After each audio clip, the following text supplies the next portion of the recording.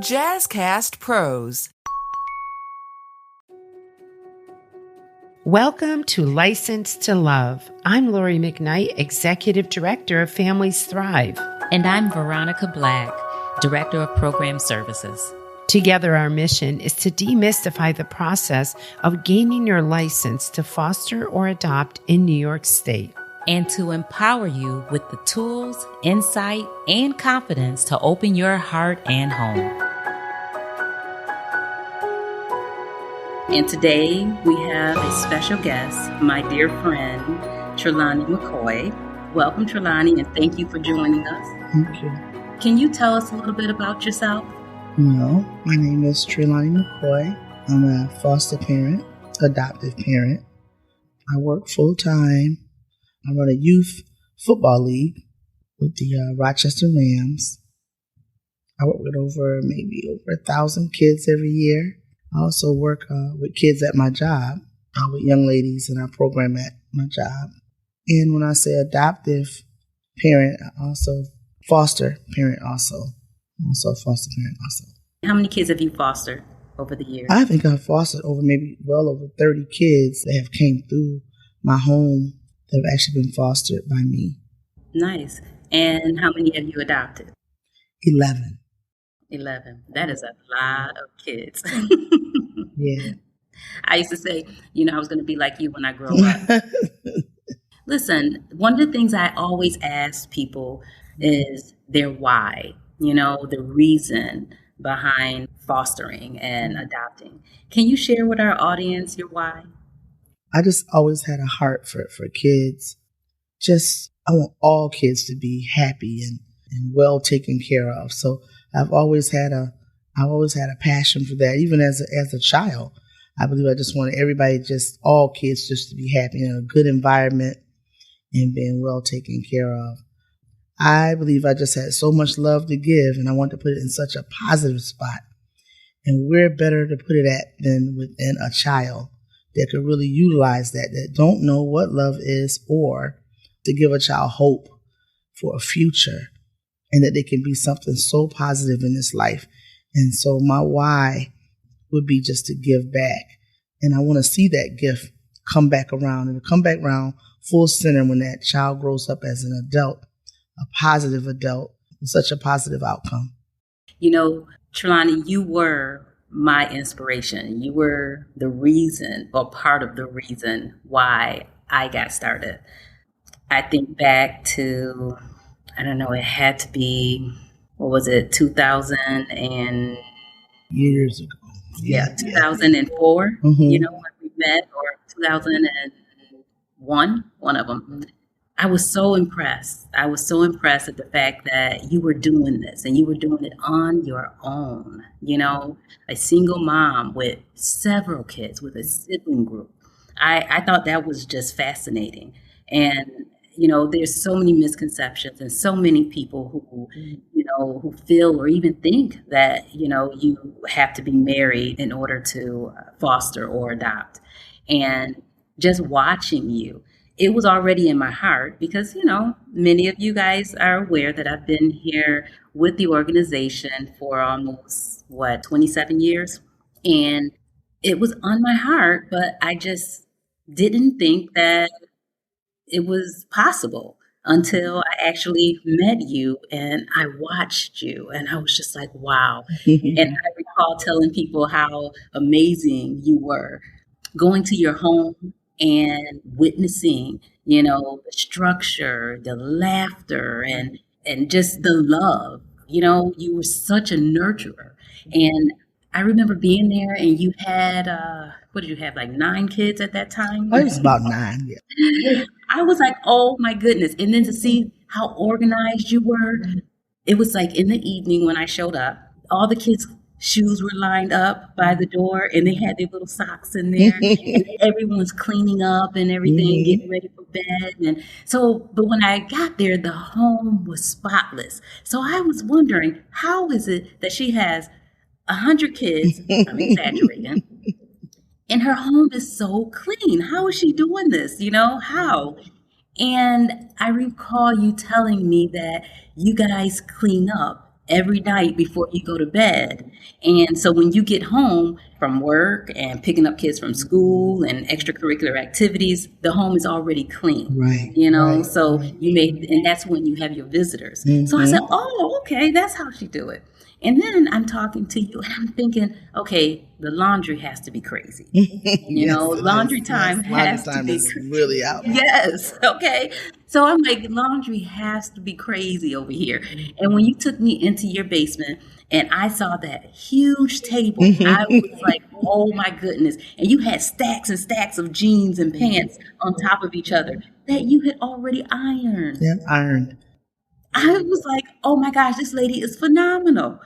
I was so floored, so fascinated, because I know people who, well, even, okay, let's talk about myself. I was a single mom. I had one child. And I was thinking, okay, you know, she got 100 kids and she's doing all of this. I have one. And I'm like, should I iron this? You know, do I have time to do this? And just watching you was totally amazing. And then how you poured into the boys and you know, and your girls, your kids, period. How you poured into them was amazing. Just because you could see that they were loved. And not only were they loved, they were so respectful.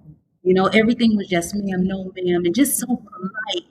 And it wasn't to the point where, oh, it was just rigid and everyone standing up straight and no one could laugh or move. They were kids. They were running and throwing things, having a good time. But when you said stop, when you spoke, they listened. They was respectful, everything. And I was just like, oh my goodness. And then we sat down and talked. You said, because I had told you that I was considering it. You know, I wanted to do it, but, you know, I had my concerns being a single mom and everything and hearing all the negativity from everyone, you know. So I was thinking, you know, I want to do it. I don't want my son to be an only child forever. And you said, if you do this, God will bless your footsteps, right? You're taking care of God's children. These are God's children. And, you know, you won't want for anything. Your kids will be this. And I mean, you were just going on and you were just talking to me. And I was like, wow, you know, and then to see you in action, I thought that was a true blessing. And it's so funny because I came back to the office and I'm like, oh my gosh, you guys have to see it. You gotta meet this woman. You got to witness it. It's not chaos, because people think families who adopt, you know, large or foster large amounts of kids, they think that it's nothing but chaos. And your home was not like that. They helped take care of each other. They all had chores. And I said, this is amazing. And then I learned that you are running the Pop Warner Football League. And they said you were the president. And I said, wait, what? How is she doing all of that? Doing it, and you're still doing it, and you're doing a great job. Yeah, I think that with kids, you know, they know when they're loved and they know when you care. Like they know, they just got this sixth sense about them that they just know. They know when they are loved, and when they are chosen, they feel that. And they thrive on that. Kids know, even in school, kids know when the teacher care, and they know when the teacher does not care. You have your favorite teacher that you can just talk to, or you can just say, hey, because she listens to me. She cares. When I speak, she cares, and I know she cares. So kids know when they're loved. They know when you care about them. They know when you pour in. I have a little 6-year-old now, and sometimes he just grabs my face. He's nonverbal, but he just grabs my face, and that's his way of saying, just hold on to my face to say, and I could just hear him saying, I could hear him saying in my heart, I just love you so much. And that's so rewarding, like you just don't know. But because he's nonverbal and he doesn't speak, he has a love language, and he used that to let me know that, look, I just love you so much. I just love you so much. So kids know, they know. And my sons, I have those, out of those kids I adopted, I have some grown men now. They're grown men. And I know my sons, they absolutely adore me. Not that my daughters don't, but I know my boys, they call me every day. And they always end the conversation with, I love you, Ma. And that means a lot. And boys take care of their mamas. Yes, they do. They say that. They make Boys sure mama's love going to their be all yes, right. Yes, yes. And I would say, you good? You good? Yes, I'm good. I'm good. I'm good. So they grew up good. We were to be positive men. They're positive young men. And my young ladies are too. And they know how to give back. And I don't want to forget about my biological child, Brittany. Brittany sews into people too because she works with women with hair loss. And she pours out too. And she gives back those things that was given to her. So, well, she has the best teacher, her mother. So it works out. It's like it works out all the way around. It's a good thing. So, and I also remember when I went to the hospital pickup, and I have sibling groups that I adopted because I feel like siblings should have the right to grow up with each other. So I had a little baby came about, and I'd already had the two sisters. Now, when this baby was born, I was 50 years old when this baby was born. Well, you definitely look good. Thank you. I remember going to the hospital, and they were going over all the, before you take your baby home, they go over all these instructions and all these things and stuff. And I'm saying, do you know how many kids I got? But I said, okay. All I thought of when I was taking her out of there was, what are you doing? What are you doing? Well, that little baby is 9 years old today. She's very positive. She can dance like nobody ever seen before.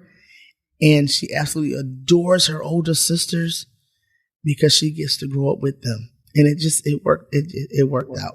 How many sibling groups do you have right now? I have a total. I believe I have 4 sibling groups. They got to grow up with each other. Yeah, they're all adopted. Yep. Oh, nice. And listen, your youngest young man, has a lot in common with my oldest. And, he feels that he's going to be an artist. The greatest rapper that ever lived in this world. And I believe that with him. Hello, that's what I was just about to bring up. So when he reached out with his song that he wrote, his rap and everything, and you said this is the song, that right there, that touched me. Because, you have it where some parents have expectations and we have our own idea of what success looks like. And I was hoping my son would go, right, decide to go left and do his own thing, right? But to hear how you embraced that instead of trying to change who he is, that right there. He'll find his way. He'll sooner or later, the light, maybe he'll record an album next year. We don't know. But until then, if he believes that he is the greatest rapper in the world, then I believe he is too. And he send me his little demos and stuff, and I say, I think that's the one. I love it. That's the one. That is it. That's it. Yes. I believe with him. And see, and that's what our kids need. They need someone that's going to believe in them. They need someone who's going to, be their champion, that's going to love them unconditionally. That is awesome. That is awesome. So, I'm taking notes, right? I'm taking notes. I do have some memories of my interaction with your boys. I know it's been years, but your young man that we're talking about, he was something else when he was a little guy. Yeah. And I love your level of commitment. How you were so strong as far as, advocating, making sure that, he received all the services that he needed. I recall the school calling you and telling you about whatever behaviors they were seeing and told you that they needed you to come pick him up. And you had called me while you were getting in the car and you were like, I'm on my way to the school, and you were just there. I want to say maybe the day before or 2 days prior to that. Yeah. So I had said to you, I said, well, I asked if he had an IEP. You said yes. I said, well, they can't just keep, suspending him or sending him home. They have to get to the root of the issue. They have to figure out what the issue is, and they have to, provide those services for him. And I said, well, say X, Y, and Z. You tell him this, and then call me when you get there. And when you called me, I guess you were getting in the car, and you said, okay, I'm going back to work. And I was like, what? And you were like, yeah, I'm going back to work. I told them what you said and this and that. And I was like, okay, that's great. That's great. But how about this? I don't know if you recall, but our boys were at the same community center for the summer program. And at that time, they were doing breakfast and lunch, and they did like the little snacks and stuff for the kids. Your baby went into the community center, into the kitchen, and peeled off every top of the little yogurts, and they had some kind of cartoon character on the top of the and it said something like when X, Y, and Z or something. And I think he thought that it was inside. So he pulled all of the lids off of the yogurt, every last one. I think it had to be at least 100 on the tray. And dug his finger in each one of them looking for the prize. I was like, oh my gosh. It was so funny. And everyone's wondering, how did he get in there? Oh my goodness. He was a handful. And all you could do was sit back and laugh. And I know you probably wasn't laughing then, but every time I think about some of the things, I crack up. But they were able to at the rec center at that time. They had some rec center leaders that was there that was like, look, we're not gonna send them home. We're just gonna kind of work with them. I'm like, well, please do, because work with them. And so that's what they did, which was really a blessing to me, because I want him to be able to interact with other kids and stuff and know the right way to do stuff, so no yoga for anybody that day, but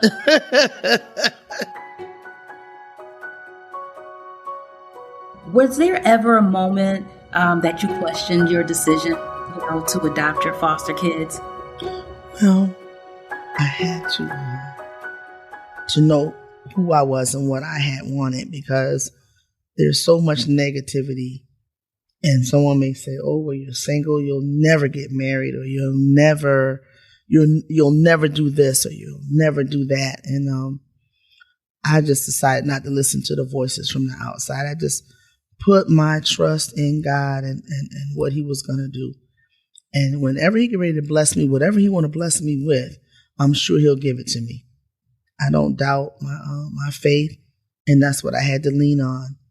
I had to just trust God with a lot of stuff, even with them and their behaviors, even with the baby boy and his behaviors. I just had to pray over them at night and pray over them in the morning, and me praying at work and praying in the noonday, but just praying all the time. But I just couldn't listen to those voices on the outside, because when you got something that you really want to do, you got a passion for that, you must stand behind your passion. And I really feel like I've been called to do this work, and that God is backing me up. There's doors that's been open that was shut and locked in my face, and he created a door so I could walk through it. So I'm truly blessed, and I just can't listen to the outside voices. You got to know who you are and what you really want, and you got to stand on that. When I decided to do it, there was so much negativity, and I think the negativity came from a lot of the unknown, the misconceptions and stuff like that. Because again, I say it all the time, people really honestly believe children in foster care are there because of themselves. And we know that's not the case, So I had people saying stuff like, oh, you sure you want to do this? You don't know what you're getting, and what are you going to do if what are you going to do if he hurts your child, your birth son? And what if you, and it's like, I'm going to deal with it just like you would deal with it with any other child. So I remember when I finalized for my first adoption, and I recall sitting on my sofa, and my son, he's on the floor making snow angels in the carpet. And I'm trying to watch a show, and then I hear the other running and, running through the house. And I'm like, oh my goodness. And I just stopped and I looked at him and I was like, I really did this. This is forever. I was like, oh my goodness. I was so shocked. I was like, I can't believe I did this. I'm no longer a mom of one, So, and again, I never regret my decisions, because it's been nothing but a blessing. And I just hope, our listeners who may be on the fence and considering, struggling a little, I hope that they, they will find it in their hearts to, trust in God, trust in your higher power and believe that you're doing the right thing. Because these children do, they need that. They need someone that's going to love them unconditionally. And Trelawney, I'm going to tell you, I tip my hat to you because you are definitely, Thank you. amazing. Okay. There's not enough hours in the day. And as sleepy as I get, I don't know how you do it. Oh, goodness. Yeah. So it's challenging sometimes, but the good always outweigh the bad. All the time. It always outweigh the bad because, like I said, kids know when you love them and when you care. When you can look at a 30-year-old that you once had fostered, and they say to you, look, you was the best thing that ever happened to me in my life. Like, I'm so glad I came your way. I'm glad you had your hands on my life too and played a part in that because it really makes a difference. Now, and I can be guilty of feeling this way also. I've heard people say stuff like, when you have large groups of kids, it's difficult to meet everyone's needs, especially if you're a single mom. It's difficult to meet everyone's needs. And our listeners know I have 4 boys, and I did it as a single mom. But people will say, how are you able to reach out on them? Well, my boys are all in a couple of them really like their football, but one really liked their basketball. And then with the girls, some of them really liked it to dance and some of them just liked it to cheer or something like that. But each child has their own personality, and they absolutely, when I have a one-on-one with them, they love that mommy one-on, like, I got her today to myself, but they each have their different likes and their different dislikes, but they all were taught just to support the other one. Maybe you don't like this, but we're going to support her. Like, we were at your game last night, and we're going to go and watch her game tonight. So it's just teaching them how to support each other and be encouraging to the other child that's in the home. So I remember feeling almost overwhelmed because I would hear stuff like that, and then I was so, I don't know if you want to call it hyper alert, I was just trying to make sure I was there for everyone, so to the point where I was draining myself, They were all playing lacrosse at the same time, different levels, different teams. One is playing on this side of town, one's playing on the other side of town, one is, playing in the next town over. And I'm like, okay, well, you know what? I'll drive all the way over here, spend 20 minutes, and I'll scream as loud as I could just to make sure that they knew that I was there. And then I'd leave and go to the next game, and I'd scream as loud as I could for them. And because most movies you watch and you see a kid and a kid participating in a sport, that kid always look off to the side and see if they see their mom or their dad, especially if they told them, hey, look, I'm going to be there, And my kids can always say she was always there, whether she had to come and I see her face and, like you said, run, hey, I'm here for the first quarter, but I'll be back. I got to go across town for, and it happens. I mean, that's just life. But as long as they know you're there, I can just turn and get a glimpse. I see her out there. All right, that's my mom. Okay, I see her. She see me. It means the world to them. Yes, it does. Yes. And that's what we talk about, right? Showing up for them, being there. Did you have any experiences with like reunification? Like some of your foster kids going home with birth families? Yeah, I've had kids that have actually went back home. I've had a child that I'm actually his godmom. And he went and reunited with his family, which was really a good thing. And then some kids have actually returned back home, and I was okay with that too. Even having a relationship with those parents, some of those parents that kids I've fostered, it's always a positive for the kid too. To see that you can get along. Yeah, you can get along. And sometimes that doesn't always work with all the parents. But when it does work, it's very positive. It's always to the positive when the foster parent can get along with the biological parent and they be on one accord. And I'm happy you brought that up and I didn't, but I do recall your boy's mom and, you sharing how, she would come to the house and you invited her in. I thought that was amazing. And you tried to make sure that they were able to see her. And I wanted them to know who she was and how much that sometimes kids don't understand how did I get to this place? My mom didn't want me, or was there anybody in my family worthy enough to get me and not have me in that foster care system? Well, sometimes it's not nobody that got their life kind of together where you can go and you can live with them, and you have to go through this foster care system. But there are some awesome foster parents that will sow into you and love you as if you were their own child. I have a lot of respect for my boy's mother, and she's no longer with us. She ended up passing away. I always remember this that made me just put her at a whole nother level, because she had someone knock on my door, and she told that person, said, I know I can't come to her house. I can't see them, but if she could just let them play on the porch, and I'll stand across the street so I could just lay my eyes on them.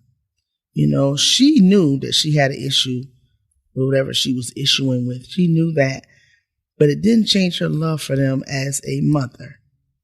I can't take care of you, but I am deeply still in love with you, So they were able to get on the porch and play for a little while. They didn't see her across there, but she saw them, and that made her day. So that was really good.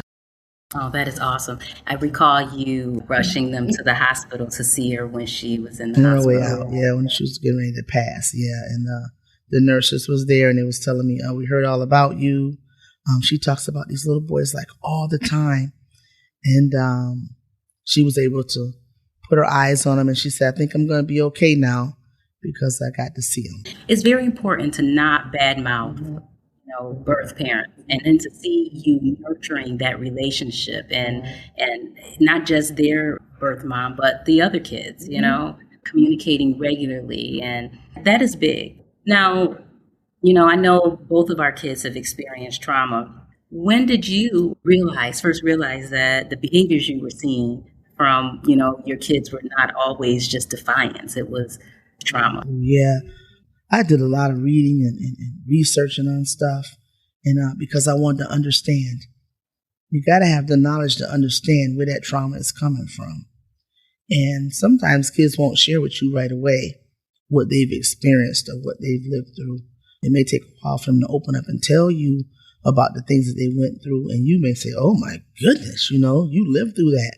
But just to understand where that trauma is coming from, read up on some things, ask some other foster parents, research, so you can get the answer that you need. Talk to the pediatrician, all of that, to find out, where's this behavior coming from? Where is this coming from? And you can get a better understanding of why a kid would act the way they act, or why they would do the things that they do, not to trust. You just find where that trauma's coming from. Yeah.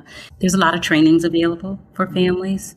I know in the past you were big on, coming out and speaking to families and sharing your story, answering questions, and supporting families. Is that something that you're still interested in doing? Oh yeah, I don't mind. I talk to I have my own little network of foster parents that call me, and we talk or encourage each other, or I encourage them, But yeah, that's something I don't mind. Being that peer, right? Mm-hmm. That support for families, because we all need that. And I believe when I first started, you were that for me, So it was like, let me think, what would Trelawney do? Let me call her. Yeah. Well, how would she handle this? Sometimes it's really nice to just be able to call a peer, another foster parent or adoptive parent who have experienced the same experiences, right? And it's easier to call you than the caseworker, because you call the caseworker, then it's an issue. It goes into their file or whatever the case may be. When all I just really want to know, hey, how did you handle this? What would you do? Should I be concerned? Stuff like that. And a lot of our families need that. So now that we're, talking about, supports, while you were on your journey. And I know you're still on your journey because your home is still open and you are still taking in your littles. And I think that is awesome. What kind of supports did you feel like you needed? Was there anything that you felt like you were missing or that you would change if you could, with the system? Well, I didn't feel like I wasn't per se missing something, because one thing about putting all that out, you got to have somewhere this, because it's all pouring into you. You got to pour some of that stuff back out. So I have to make time for myself, where I have a day for myself. Yep, self-care. Yep. So if I'm going to dinner with a couple of my girlfriends, that's mommy night out, Or if I'm going to a game and I'm going to that football game by myself, that's a night out, So I'm doing a therapy on myself because I'm pouring out all that stuff that's coming in, get poured back out, and then I do a lot of my self-care by just having that relationship that I have with God, to talk to him on different levels about everything. Sometimes my kids don't see me crying at 3:00 in the morning, or they don't see me praying at 4:00 in the morning. They sleep when I'm praying over them. They don't see that stuff. Or they don't see them crying about something that happened during the day that I'm upset about, But I put my faith where my faith really needs to go. And that is in God, that he's going to take care of me, and that I ain't going to cry all night, but I'm going to cry right now because I got to get this out. I have friends like yourself, and I have other friends. And then I have my mom, and I have they say a village. I truly can say I have a village. I have my sisters, which are great aunts. You know what I mean? I have my mom, which is a great grandma, so, and I have people that sew in. I have football coaches that are great fathers at home, but they're also great football coaches that mentor into little boys, that give them hope, So it's a well-rounded village. You have your own network. I have my own network that I'm working with. That is awesome. Yes. That is awesome. So, my mom, she wants a girl so bad. We have a house full of boys, and all her grandkids. I believe she has a total of 8, maybe 9 boys. And every time I would say I'm getting ready to, take in another kid, and she'd look at me and I'm like, no, not a girl, it's a boy, And she's like, why? And then they come in, and then she's like, okay, and they're climbing all over her, and wanting her to go to the game, and she doesn't like the cold, and it's so funny. She's like, what happened? Why are you not getting the girls? And I had to explain to her that, 1, I love little boys. 2, little boys wait the longest, right? It's like, oh no, I can't foster or adopt him. He's gonna grow up to be a young man, right? And we don't know what we're getting, So everyone normally inquires, and they want a, blue-eyed, blonde-haired little girl, a baby, or baby boy. But I'm like, it's the older boys that wait the longest, that end up aging out of the system, and those were the ones I committed myself to.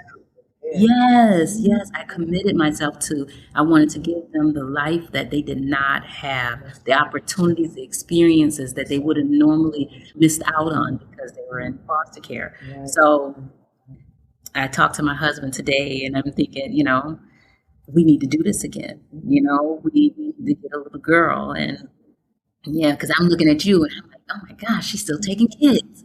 That is awesome. That is awesome. That's awesome. I love it. And, Trelawney, I thank you. You are a true blessing, and not just to, our youth, your foster children, but our youth and the community. I love your selflessness. It is rare that you come across someone who's willing to commit themselves, give their whole life to youth. I hope our listeners get the picture and they understand how not just the impact that you've made or had on our community and in your home, but the work that you're doing and how important it is.